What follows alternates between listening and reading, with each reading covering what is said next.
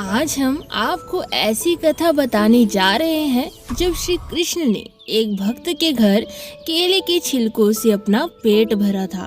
हमारे श्री कृष्ण हैं ही इतने प्यारे और भोले भाले कि उनको जितना भी प्रेम भक्ति से खिला दिया जाए वो सरलता से खा लेते हैं। ऐसा हो भी क्यों ना, कृष्ण प्रेम भाव के भूखे हैं, इसी कारण से उन्हें जो परोसा जाए वो खुश होकर खा पी लेते हैं।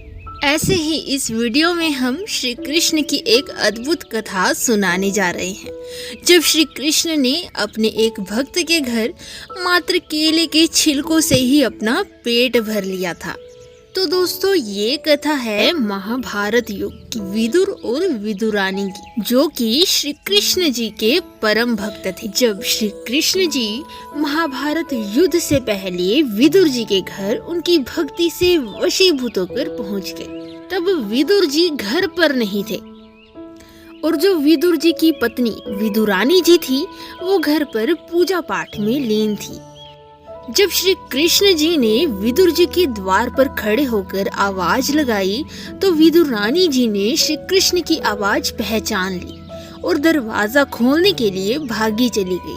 अब श्री कृष्ण जी को अपने द्वार पर देख विदुरानी जी अपनी प्रसन्नता को व्यक्त करने में सक्षम ना थी।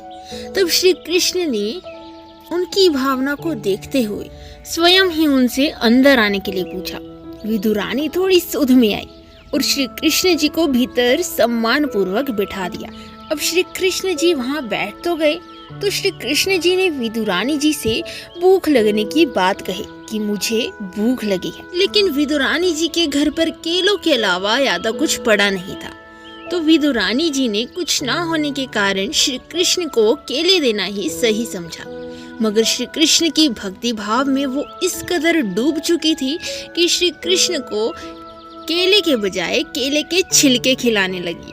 दरअसल हुआ यूं कि श्री कृष्ण को देख विदुरानी जी ने अपनी सुध-बुध ऐसी खोई कि केले को छिलकर उसका गूदा तो फेंकने लगी और छिलके श्री कृष्ण के हाथ में देने लगी।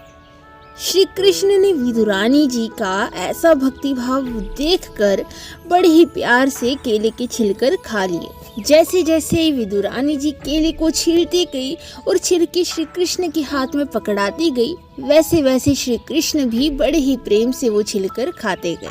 और तभी थोड़ी देर बाद विदुर जी घर आ गए तो उन्होंने विदुरानी जी को ये सब करते हुए देख लिया और उन्हें बहुत डांट भी लगाई।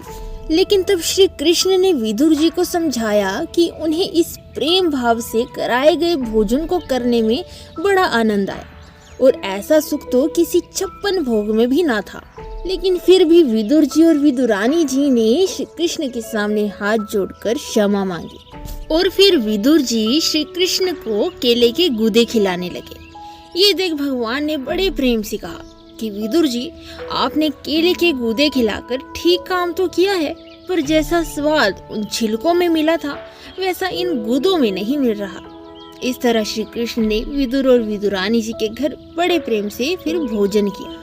और फिर बाद में विदुर जी के घर भोजन करने पर दुर्योधन ने श्री कृष्ण के प्रति काफी नाराजगी भी जताई, क्योंकि इससे पहले दुर्योधन ने श्री कृष्ण को अपने यहाँ खाने का निमंत्रण दिया था। तो इस पर भगवान श्री कृष्ण दुर्योधन से कहते हैं कि किसी के घर भोजन भाव अभाव या प्रभाव में किया जाता है, पर ना तो तुझ में भाव है ना मुझ में अभाव है और ना तेरा मुझ पर कोई प्रभाव है, इसलिए मैंने भक्ति भाव से भरे विदुर और विदुरानी के घर पर भोजन किया। तो दोस्तों, आशा करते हैं कि आपको ये श्री कृष्ण और विदुरानी जी की प्रेम भरी भक्ति भाव की कथा पसंद आई होगी। यहाँ तक कथा सुन ली है तो कमेंट बॉक्स में जय श्री कृष्ण लिखना ना भूलेगा।